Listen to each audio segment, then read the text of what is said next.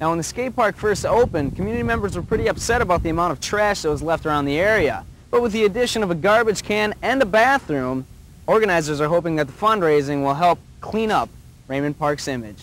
Although the final decision upon gay marriage could be months or maybe even years away, one thing that's for certain is it'll affect all areas of Minnesota, including right here in St. Cloud. And many students come here to Campus Rec to pull through the stress of finals.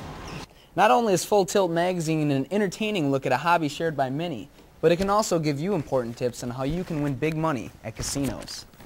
And with the many new additions around campus, students find their tuition has been steadily climbing. Now, on a beautiful day like today, many St. Cloud residents like to take refuge out here at the quarry parks to go rock climbing, take a stroll down one of the many paths, or take a dip in the granite pool. For UTVS News, I'm Tom Parker. Better here than there. Those are the words of the only man to survive the Sago mine explosion. A very happy Randall McCloy Jr. left the hospital today nearly 3 months after an explosion killed 12 of his co-workers. Greeted by family hugs and handmade signs, McCloy arrived home earlier today. And at midnight tonight, it'll be butts out in every St. Paul bar. Last year, the city banned smoking in restaurants, and in January, the city council approved the bar smoking ban, and Mayor Chris Coleman signed the ordinance into law.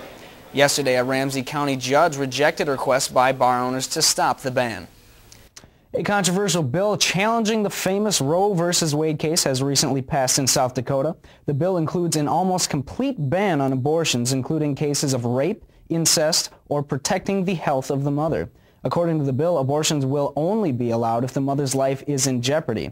The state director of Planned Parenthood of Minnesota and South Dakota stated that they plan to file a suit to prevent the bill from taking effect. There is only one abortion clinic in the entire state of South Dakota. Money. Hello. If you look around campus lately, St. Cloud State University seems to be rolling in it. With the new stadium, rec center, and Atwood remodeling complete, SCSU still has a recent budget surplus of $4.8 million. And with the many new additions around campus, students find their tuition has been steadily climbing. But not everyone agrees on how the surplus money should be spent. I think it was spent wisely, and I think more should go towards funding for clubs that don't really get recognized. Well, since we have such a huge budget, and technically most of it did come from us students, I think it'd be nice, especially for someone who pays out-of-state tuition, to at least have a portion of it come back to us. Although many students have their own opinions, Mass Comm professor Mark Mills views the situation from a different angle. This will be unpopular, but I don't think the money should go back to the students simply because St. Cloud State has still got the cheapest tuition in town. If you look at its tuition compared to other universities, it's still the best bargain in town, so even though tuition has gone up over the last few years, it's gone up everywhere. With the final decision about the funds due the first week in February, only time will tell where the extra money will go. Tom Parker, UTVS News. In the past year, the popular poker game Texas Hold'em has become one of the fastest growing card games in the country. And although it may have caused a little controversy here in St. Cloud, that doesn't stop Granite Bowl South from having weekly tournaments where winners can get a vast assortment of prizes. It's not the lanes that are full on Monday nights, but rather the bar area, which can be filled with up to 70 contestants ready to test their luck. There's a base of about 40 regulars that come, and then there's about 20 or 25, 30 that are interchangeable from week to week.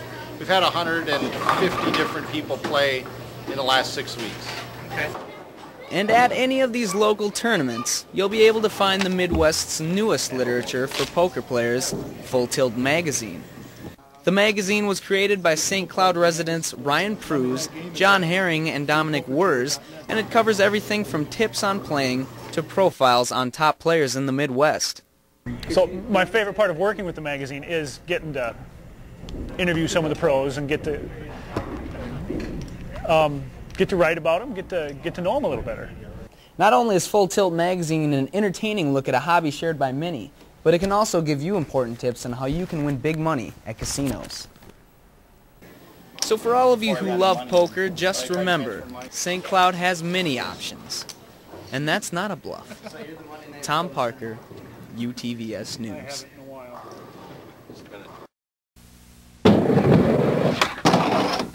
We were planning on for the spring, but kind of went up for temporary for this year, and without even a lot of kids knowing about it, most times I come down here, there's about 20 plus kids down here.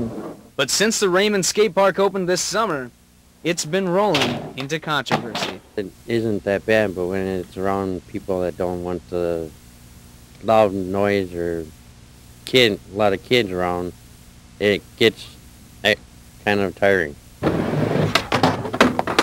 It was set up in a way that there was bound to be issues. It wasn't a fence up. The garbage can wasn't in place, so there wasn't anywhere for people to throw garbage, and so the neighbors were complaining that there was litter.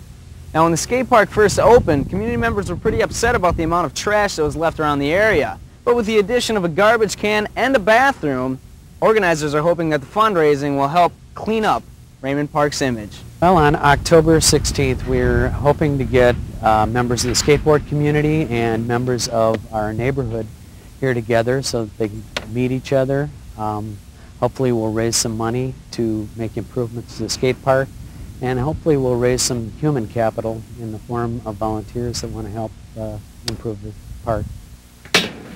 Along with meeting the community members, participants will help clean up the park and give kids a safe place to hang out and have fun.